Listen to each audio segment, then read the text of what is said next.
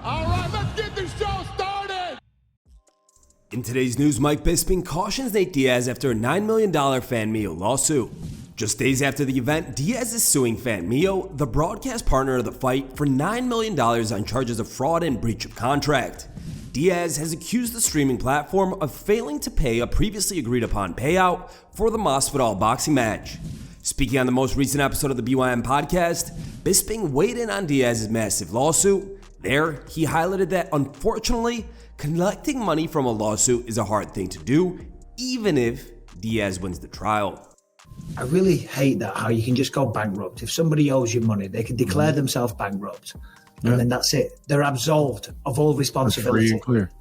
It's absolutely insane. Winning a lawsuit is one thing. Collecting from a lawsuit is very, very different. The amount of people that actually get paid when they even get a judgment or an award is very, very low, I believe. And certainly in a position like this, a boxing promoter, they can just absolve the business, just declare bankrupt.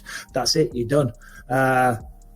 Not to mention the fact that it's going to cost a fortune to sue the guy. You know, these things aren't cheap. It seems like it would be a pretty much slam dunk of a case, you know, but still, there's going to be legal expenses there.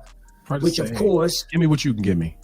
Which of course, FanMio's side, they would have to pay that. They would have to pay the legal expenses. But again, you're not going to get your award. You're certainly not going to get your legal expenses. So it's a really shitty situation for Nate Diaz. He upheld his end of the bargain, did the training, sold the fight, went out there, competed, put on an absolute classic, and then doesn't get paid. Dustin Poirier reveals a potential opponent for his next UFC fight. After contemplating retirement over the past month, Poirier now sounds eager to return to the octagon. During a recent interview on the Anakin Florian podcast, Dustin outlined a list of potential opponents for his next fight, airing a renewed enthusiasm for the sport. Do you believe, and journalistically you're not supposed to ask yes or no questions, but do you believe that your next opponent will come out of this batch of names, okay? Nate Diaz, Conor McGregor, Alexander Volkanovski, Justin Gaethje, Max Holloway, Charles Oliveira, Colby Covington. 100%. I mean, I can't fucking come up with anybody else. Those are some big ass names, man. You're in a good position there, Dustin. Yeah, for sure. For sure. Yeah, if I do fight again, and when I do fight again, it'll be definitely one of those guys you just said. While we're on the topic of Anakin Florian, Kamaru Usman also recently went on their show and was asked the same question. Here's the Nigerian nightmare. Do you believe that your next opponent will come out of this group of four? Shavkat Rakhmonov, Ian Machado Gary, Jack Della Maddalena, Bilal Muhammad. Ooh. Yes. George St. Pierre loses a bet to Kamaru Usman. GSP and Usman made a bet for Game 7 of the Stanley Cup Final. The bet was that if St. Pierre lost, he would do 30 push-ups while wearing a Panthers jersey, and if Usman lost, he would do the same in the Oilers jersey. Being a man of his word, and because the Panthers got the dub, Kamaru Usman took to Instagram yesterday, sharing a video of GSP sweating out the push-ups. I just received something from the mail from my boy Kamaru Usman.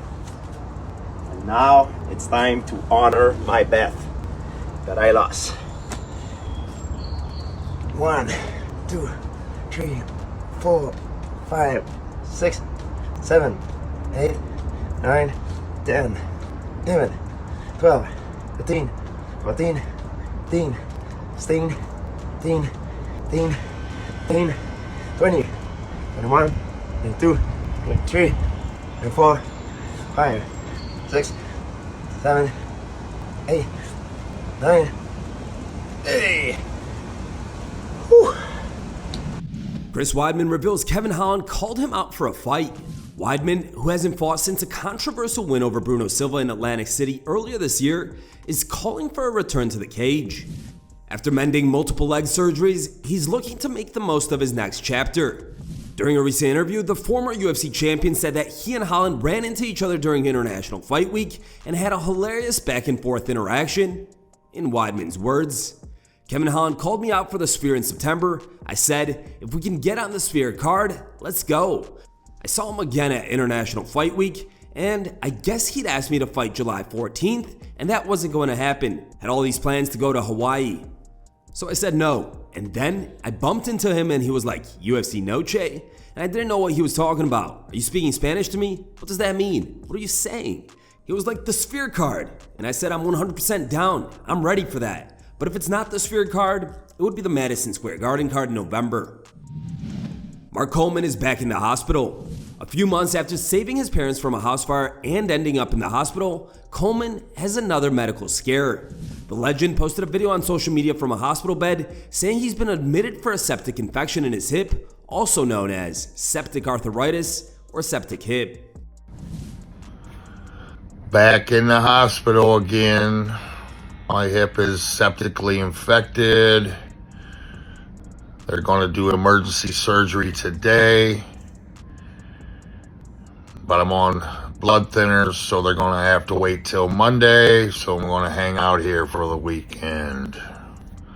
All's going to be fine. Sober school, carnivore diet, 9 ancestral tenets. Hammer house for life. Who's in? The comments slam Alistair Overeem. During a recent episode of the Jackson podcast, Overeem was being open and transparent about his private life with the show hosts, revealing that his older daughter has reconsidered her gender identity. I have 3 girls. Oh, you have 3 girls? Yeah, 3 girls. Yeah. Girl dad. The problem with the oldest though, she thinks that he's my son. she's training? She's actually, yes. We're now gonna train a little bit, but she's all into this woke nonsense. Are you familiar with woke? Mm-hmm. Yeah. This coming from? If it was not sad, it would be happier.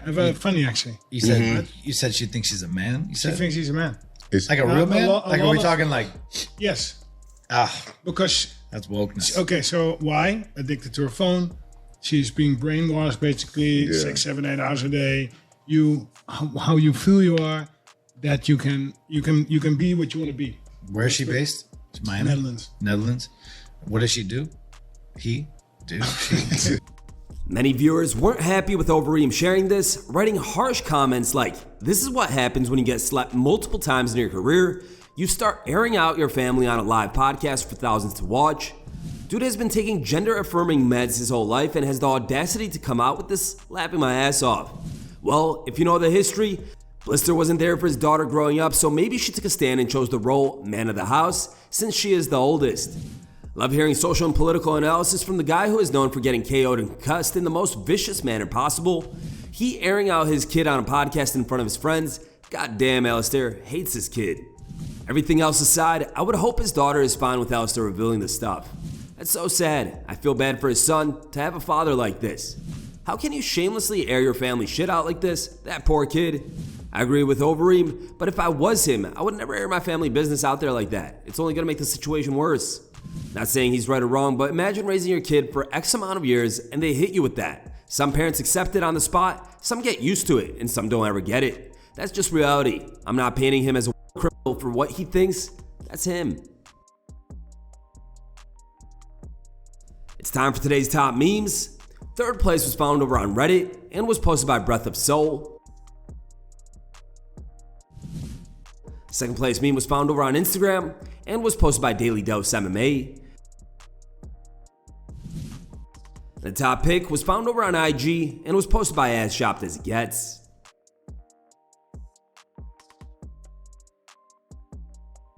Thanks for watching. If you like the content, smash that like button and don't forget to subscribe to stay in the talk.